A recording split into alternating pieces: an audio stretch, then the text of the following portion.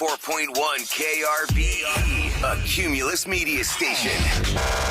Good morning, everyone. We ready? Live from the TXU Energy Studio. The Roula and Ryan Show with producer Eric, Special K, and Sam. I was on the air almost. Just kidding. Ha, ha, ha. Wow. Behind the scenes, we have so much fun, and we're going to go right into this fun because it's summertime. It's Olympic Games time.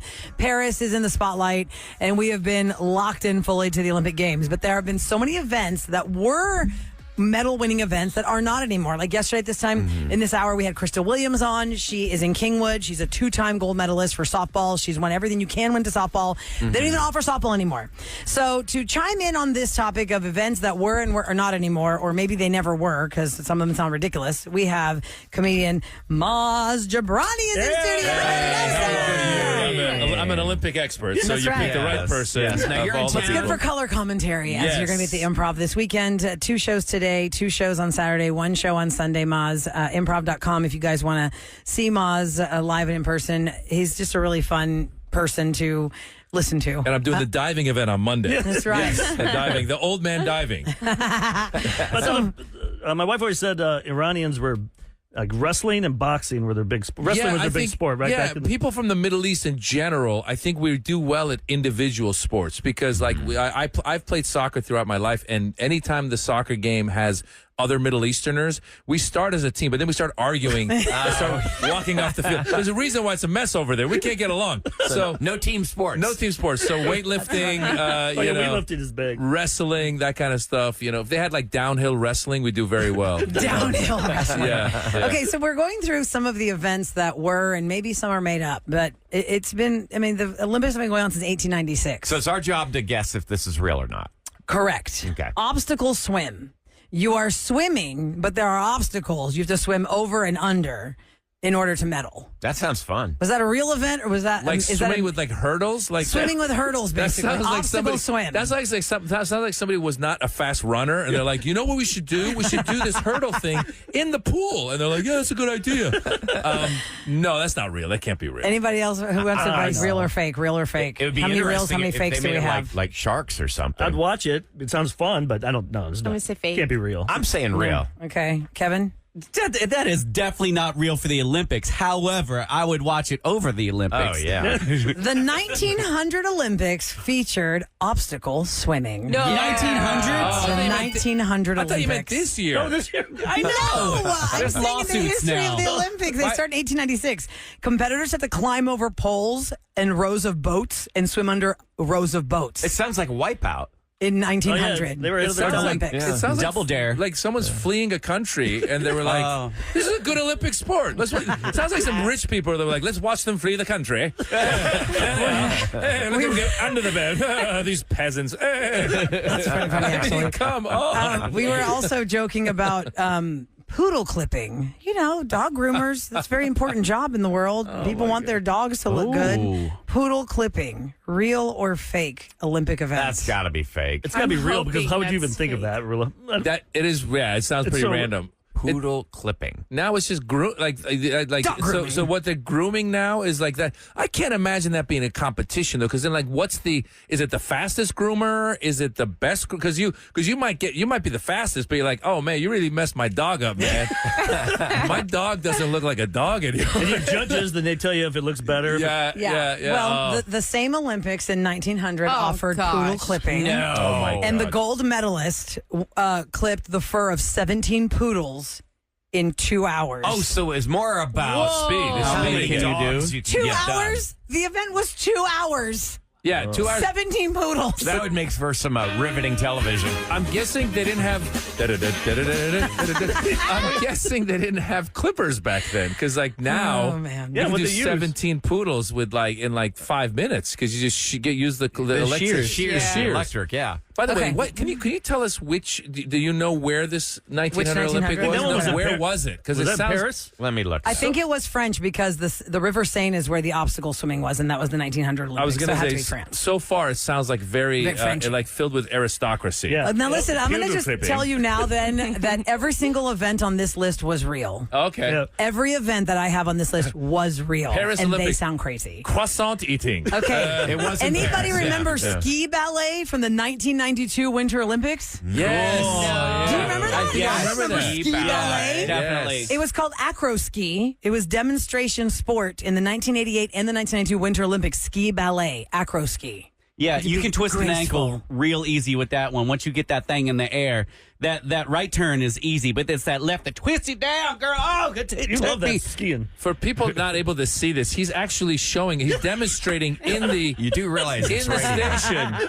That's amazing. I have a small audience. I will dance like the monkey I am. I appreciate it. For those just tuning Really in to the visualize Roula and Ryan that. Show on 104.1 KRBE, we have special guest comedian Maz Jobrani, who's going to be in town this weekend at the Improv, joining us with our Olympic sport talk of events of the past that they've erased since, like the horse long jump. the horse long They jump. used to make the horses jump. Well, that's the horse that wins, not really you. Is there a jockey on top of the horse? Okay, yeah. How about Or is it just the horse jumping there like by a- himself? They gotta no, be the on top. horse? The games featured a horse long jump event where the horses had to leap as far as they could. That poor horse. Yeah. Poor There was horse. pistol dueling in the 1906 Oh, games. come on. Pistol dueling. Really? They would use wax bullets, and it was like a duel, like who's the fastest to draw the gun. And But that would be one where you'd only have the gold medal because you can't Yeah. have a silver. yeah. Yeah. but they're not dead. It's just wax second and third bullets. place They wouldn't died. die. They wouldn't die. Other things that are interesting about the Winter and the Summer Olympics. I thought I remembered this, and then I just thought like I was crazy. But the Olympics used to be the same year, winter and summer. They stopped that in 1992. I think you're right. Probably for viewership. They were like, let's spread out I'm the sure they were viewers. like, let's make more Like money. 2 years difference then. They In did- 92, they start altering every 2 years, That's what it winter was. and summer. So that's why now we have okay. the 2024 summer. We're going to have the It could be 2026 winter. Olympic. That's what Nancy Kerrigan. Oh, yeah, Lillehammer. yeah, yeah. Got 92, kneecapped. then 94, and then the Yeah. summer was 96. Here's something I'd like Yeah. to know. Has anyone competed in the winter and the summer? Yes, I have that stat. Oh, Only let's see. 4 athletes have won medals in both the Winter and the Summer Olympics. One of them, Krista Lundinger Rothenberger, won medals in the same year. During the no, that didn't finish. That's it. That's it. Yeah. I was like, oh, that's it. Your That's it. research ends right there. That was finished. I don't know. Didn't print the next page. Apparently, But the other random facts that we're talking about with Maz bronze Jobrani. for that research, young lady. How about this? In the 1936 Berlin Games, 2 Japanese pole vaulters tied for second place. This just happened now in Paris, and they gave them both silver. Right? There was no bronze. Right. But in that Olympics in 1936, instead of letting them both be silver, they took the silver medal and the bronze medal, they cut them in half, they fused them together, and they gave both those pole vaulters a half silver, half bronze That's kind of medal. cool. Wow. I would want that. That's pretty cool. I'm by bronze. I'm by bronze. Seen what that it is. meme because a lot of people were complaining about controversy about the opening ceremony in a certain particular, Sure. and they're like, The Feast of Dionysus is what yeah, it and was. they're like, Yeah, the this wine. was maybe not the worst opening of the Olympics, and it showed Berlin, just a bunch of Nazis. yeah. surrounding. yeah. That's a good Yeah, point. that might be number one. Probably be the worst. Yeah, yeah. Let's see. Let's talk about the Olympic Village because there's this whole story about Pau Gasol, who used to be a Laker. He played for Spain, his home country, and he said the evolution of the Olympic Village has come so far. Although the athletes are complaining there is no air conditioning in Paris, and they are sweating while they sleep. Everyone's hurt. Well, yeah. And it is not making for The good French, sleep. and they, rest. they have hairy underarms. I mean, they want you to smell it. Bienvenue. Welcome to France. Smell us. Smell us. No air conditioning. No What is it? It could be all of Europe or all foreign countries, Maz. Let's be honest. They're all sweating. Can you And they- imagine since they're in France, like they're making them smoke and it's my God. it's a French experience, Yeah. you know. That should be an Olympic sport. I swear they must, like, instead of a pacifier, give them a Pall Mall. There you I go. mean, they're smoking Yeah, everybody. le smoking. So they said the reason they chose to not put air conditioning in the Olympic Village for the Paris 24 Olympics was a political reason. Like, I guess there was a fight over it and somebody wouldn't clear the budget for that because they said, well, most of the nations that are coming here don't have air conditioning in their houses. Oh my God! Come on. That Yeah. was the So we all reason. must Yeah. suffer. And What's the one about Pau the Gasol- condoms? Oh, my. So the condoms in the 2000 games, the Olympic Village had 70,000 condoms and they ran out. They had to add What? 20,000 more to the Olympic Village. Oh, man. For the Greek games, the Athens games of 2004, there were 120,000 condoms. That's like shakes out to like 42 condoms per athlete. Well, you should, this is something to like encourage. This makes me. I wish I were an Olympic athlete. I mean, it sounds fun. Well, because think you have the village most sounds fit people in the world all coming together in one village, but doesn't mean some of them are married, some of them are kids. They said this Olympic Village this year is breaking records because they actually put like a family area to the Olympic Village. Oh, wow. Because there are parents who are athletes and they Yeah. can spend time with their families.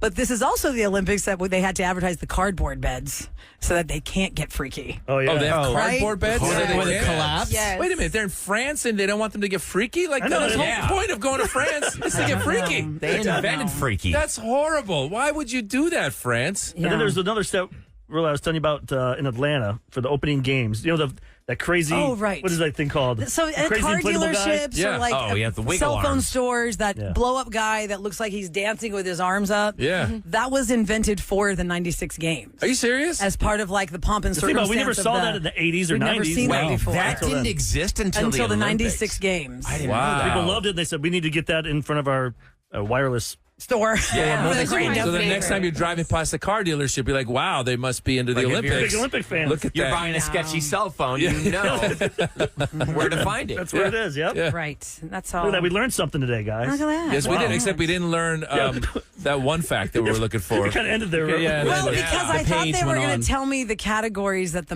medals were in, but it didn't say the categories of the summer and winter games. There Yeah. was another fact about the London games. We can't all be perfect, I guess. Yeah. Sorry. Yeah, yeah. All Well, right. Maz, let's talk about you coming up next. Maz Jobrani's at the Improv this weekend, and we're going to have more with him next on the Roula and Ryan Show.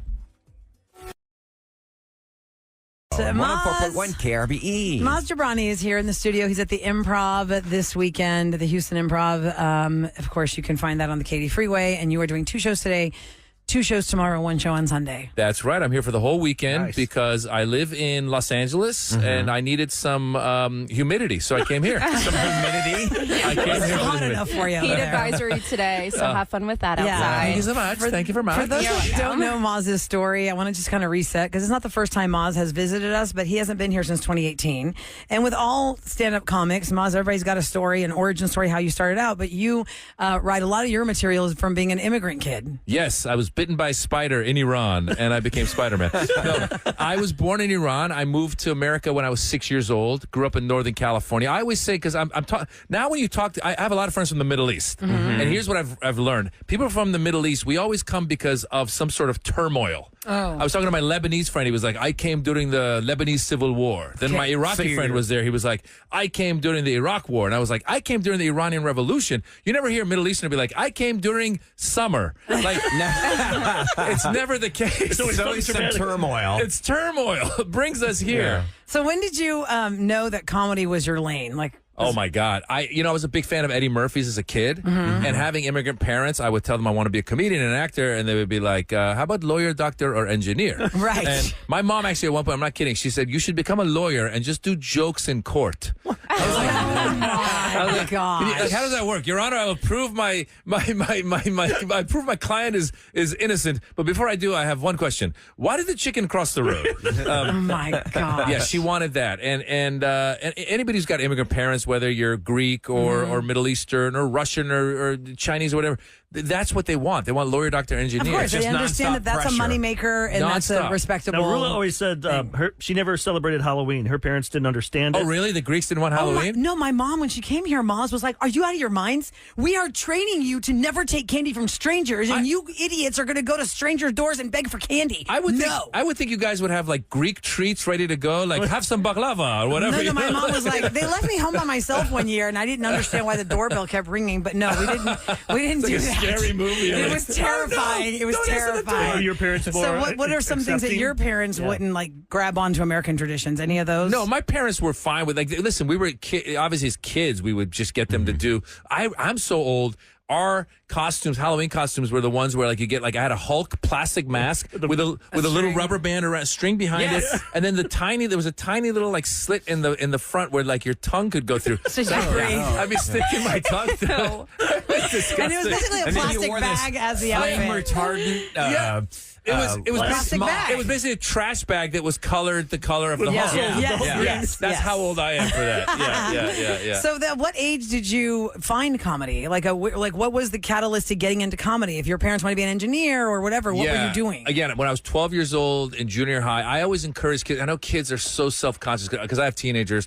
They're so self-conscious, but I'm like, go do the play. Get in the play. It's a good thing. It's a fun thing. So I was 12 years old. I did the musical at the school, and I did well. And then it's funny because, again, my parents would come. First of all, my parents, again, I think immigrant parents do this. When they come to a school event, like, they dress up. Like, my parents were like, we grew up in Marin where people would show up with, like, khaki pants and, like, maybe a buttoned-up shirt. My dad would have, like, a three-piece suit. My mom would have, like, a mink coat. Oh, wow. Like, it's a night at the opera. And I'm like, what do you guys do? You're the most embarrassing people in the world. Don't come to my shows. And they were decked out. And then it was funny because after the show, the director, a couple of times, the directors were like, hey, your kid has what it takes, to make, they actually said that when I was a kid. And my dad would be like, oh, thank you very much. And we'd get in the car, and my dad would be like, don't listen to it. That bitch is crazy. You will be an engineer. Yeah. So then when you went to, like, did you go to college? And then from there you doing, like community, like, stand-up clubs and stuff? I kept doing, and again, this is, if there's anyone's got kids, let your kids do what they love. And, if there's any young people in the car in the back and your parents are listening, tell your parents, this guy told me I should not listen to you. Don't listen to your parents. They don't know what the hell you want. Listen, I'm serious.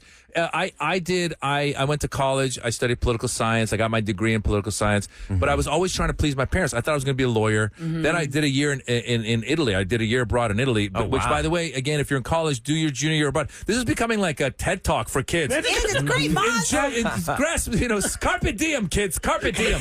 I should have a TikTok. It became a TikTok video. This is 4 ways on becoming a successful comedian. Then I was going to be a professor because of when I went to Italy, there was this professor. I love what that guy was doing. I thought maybe that would be a good compromise. Maybe teach. And my parents would be like, oh, my child's a professor. I was trying to find a job that they'd be happy, I'd be happy. Right. But then I realized that being a professor is publish or perish. You got to write books. I go, I don't want to do that. And I kept doing plays and kept doing, stuff on the side. And it wasn't until I was in my mid-20s where it just hit me. You live once. I was like, you got to go for it. So I was 26 years old. I was working at an advertising agency. I went to my boss. I said, listen, you can fire me if you want, but I'm going to make this my priority. So I started taking improv classes, started taking stand-up comedy classes, and that was like 26 years ago. I'm getting old. Oh, my God. But you know what, Maz? I mean, that is exactly the course that my daughter has taken. She went to college, did the whole thing. She's 24. She's out in Los Angeles now, and she's doing plays, and then all of a sudden she's like, hey, I'm going to try this improv thing. Got with the Groundlings and now is performing on stage with them. And you got to do. Listen, follow your heart. And if you love doing it, because you might not. So many people end up in positions where they're like, oh, I'm working at a big investment bank or something, but they're miserable. So don't lead your. I mean, especially we were just talking about you were in your 20s, you went to the Olympics. You're young, enjoy it, go for it, do this improv stuff. It's the best thing I ever did. And again, like it's taken me around the world. I've had a chance to I make a living. I'm here with you guys. The TV shows. What was that one show? Was about kidnapping Mick Jagger? Oh my God! Have you ever heard the premise of this? Yeah, this was called it was called the Knights of Prosperity. I figured when he read this script, he's like, "I'm doing this for money because this script." No, well, listen. No, it was a great. The premise sounded weird. So the premise, so it was called the Knights of Prosperity. It's a group of people. Sofia Vergara was in it. She was in it. Oh, Sofia wow. Vergara, Donald Logue, Kevin Michael Richardson. It was in 2006. It was funny. It was a bunch of people that were down and out on their luck in New York. Okay. And they decide to rob Mick Jagger because one of them sees him on like a Lifestyles of the Rich and Famous or like the celebrity pass. Yeah. And he goes, oh, we should go rob that guy. So the whole premise was us trying to rob Mick Jagger. It was a crazy premise. It was funny though. But it was actually a funny show, and it was one of those that like didn't. It but just it only got six episodes. It was a season show. It was a season. Did it make the whole season though? Yeah, no, it didn't because it was just. First of all, it was supposed to be let's rob Jeff Goldblum. Okay. Because the writers wrote it with Jeff Goldblum in mind, and they didn't tell him. And then Jeff Goldblum was doing another show, so he wasn't able to do it. So then we went to film this thing. We didn't have a celebrity. Like, you needed a celebrity to rob. So the night before it, someone goes, what about Mick Jagger? And then they tell the producers, good luck getting Mick Jagger to be on a TV show. Yeah, because how much did he have to actually be in the TV show? That's the point. So Mick Jagger, they reach out. He goes, I'll do it. And people are like, what? And he's like, but I'm in New Zealand on a tour. You have to come down to New Zealand to film it. So because all he had was that segment where he's like on the, hello, I'm Mick Jagger. Welcome to my pad and my penthouse apartment. Look at my dog, what was the show called again? It was called The Knights of Prosperity. The Knights of Prosperity. And by the way, if you're just tuning in, because people are saying, who's this in the studio with you guys? It's Maz Jobrani. He's going to be at the Improv this weekend. He's a friend of the show, stand-up comic, been doing it for a long time. And he's here again because, like he said, he misses the humidity. Show though, I'm like, Maz is on this show. That's awesome because... Yeah, I did that. Yeah. I know you were saying it was hard. Prosperity. I mean, I feel like the last 24 years, it's easier for Middle Easterners to... Like our friend Omid. Yeah. He's a Mandalorian, all that. He he's from Iran too. Yeah. But he's like, I'm finally getting roles now. That's not terrorist number 2. Well, yeah, I think, listen, things have evolved for sure. Like, I was on a show called Superior Donuts, which was on CBS for a minute with Judd Hirsch and, oh my God. Katie Siegel? Yeah, Katie Siegel. I'm going to say Katie Lang. Katie Siegel. Katie Siegel. And that was one where we got 2 seasons. And I've been on other shows that because TV shows are hard, they don't last a lot of time. So they've always been like one season out. I was on a show called Better Off Ted, one season out, but when I was on Superior Donuts, I would do interviews and they would say, what's it like acting with Judd Hirsch and Katie Siegel? I was like, look, I'm of Middle Eastern descent. I'm happy I got a second season. I go, I usually die in season 1. So this is just, I'm not even worried about that. I'm just trying to survive. At any point, because married, kids, did you ever feel pressure like, oh, maybe I got to do something else? No, I'll be honest. The only time was early on before I even was, had kids, before I was married. My wife was a successful lawyer and she's always been in corporate. And I just remember one time when what's called pilot season, where you go on a lot of auditions, that was over, and it was like the beginning of the summer, and she was going to her, high corporate work job, and I woke up and I'm like, and she's like, "What are you doing today?" I was like, I was going to go sit at a coffee shop. And then I was like, oh, God, I better do something else. So I went and started taking real estate classes, thinking I could do real estate on the side while I do comedy. And while we were at the real estate classes, somebody asked the teacher, they go, how do you pick an agent that you work with? And he goes, oh, it's all very individual. You got to figure it out. They go, okay, how do you pick an agent you don't work with? And he goes, anybody who's doing this part-time, you shouldn't work with. And I was like, oh, my God, that's going to be me. Like, wow. I was out. I mean, I've been 100% into this. I haven't had a day job in 25 years But your so. wife has checked the box for your parents with, legitimate, respectable You better get a lawyer. job. She's an attorney. I married a lawyer. How did you meet her? I met her. It was funny. She's of Indian descent. Okay. And it was my birthday in 1999. And I just gotten out of a long-term relationship. Was not looking. You find your significant other when you're not looking. Back to the TED Talk stuff. Don't look. They will find. You will just go to the grocery store. You will find your mate at the grocery store. People were walking up and down the fruit section. Where they at? Hi. Where did you find her, though? So my friend who was at the law firm that my now wife is working at was like, hey, there's a girl coming to your birthday. It was my birthday. He goes, I invited her to your birthday. He wasn't trying to set us up, but he didn't tell me that this was this beautiful Indian girl. It wasn't even in my mind until we're sitting at this club. It was this crazy LA club that you could not get into.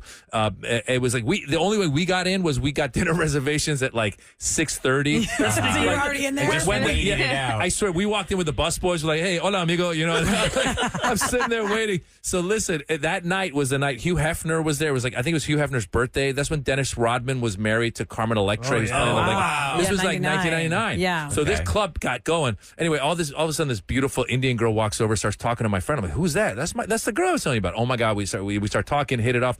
And at one point, I'm so stupid, I'd been having some drinks. I go, so are you Indian like woo woo woo or Indian like? And I pointed at my forehead like a dot. And she goes, yeah, I'm an Indian like woo woo woo like. And this was so and then she turns to my friend. She goes, "What a moron!" I'm never gonna see this guy get anything inappropriate.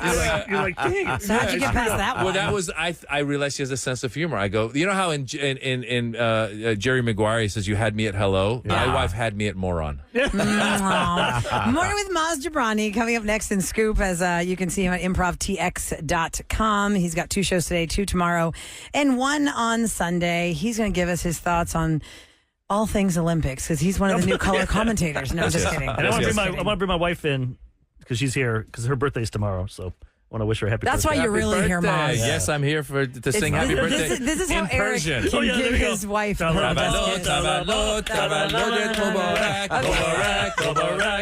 Going back on the Roula and Ryan show.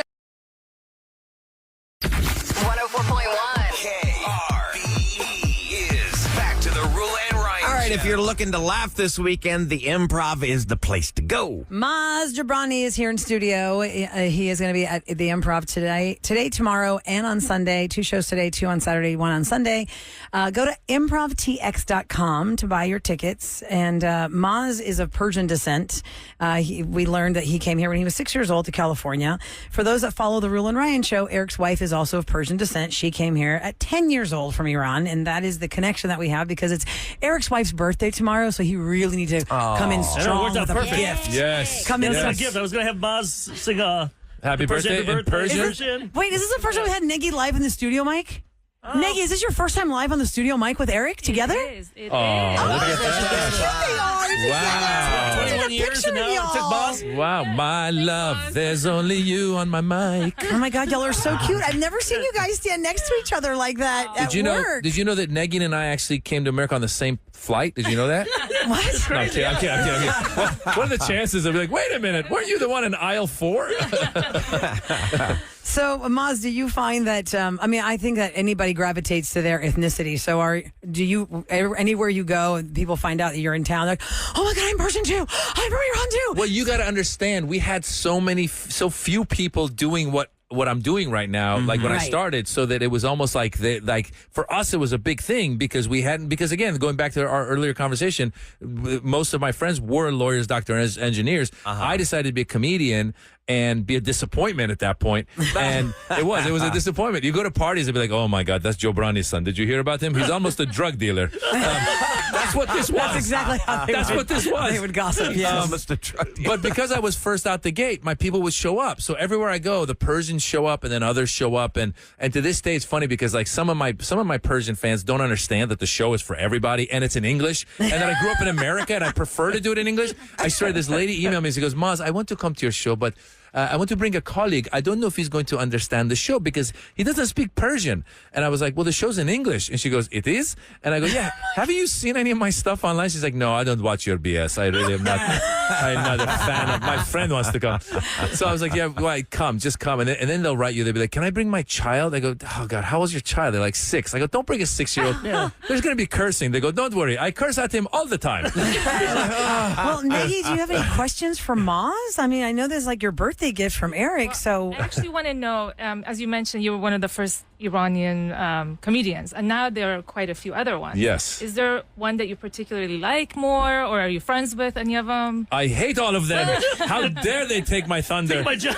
all competition. No, it's funny because I always say Iranian American, and there's a lot of us. And again, once I started 25, 26 years ago, it was just me here. And there was a guy named Omid Jalili out of England who's a friend of mine. We're all friends. So there's a guy named Maximini. There's a guy named Amir K. There's a guy named Tehran who's my opening act this weekend. He's half black, half Persian, which is interesting. So his story is very interesting. His Iranian father convinced his black mom to name him the capital of Iran in America. Oh my God. So I was like, can you imagine this poor kid? Like, he's got to go to school and they're like, hey, what's up, Tehran? Tyrone? He's like, no, Tehran. And then I always wonder, like, if there's a guy in Iran right now named Washington, D.C., just getting his butt kicked. A lot of comedians that do run in the similar circles. Who are some unlikely? At the same time, you grew like when you were starting out, where there's comedians now that have blown up. You're like, listen, crazy. A lot of people I came up at the Comedy Store. Matter of fact, my last comedy special. If people want to watch a free comedy special, it's on YouTube. It's called The Birds and the Bees. I filmed it at the Comedy Store. That's where I started. All right. Okay. And when I first started at the Comedy Store, it was a magical place. And so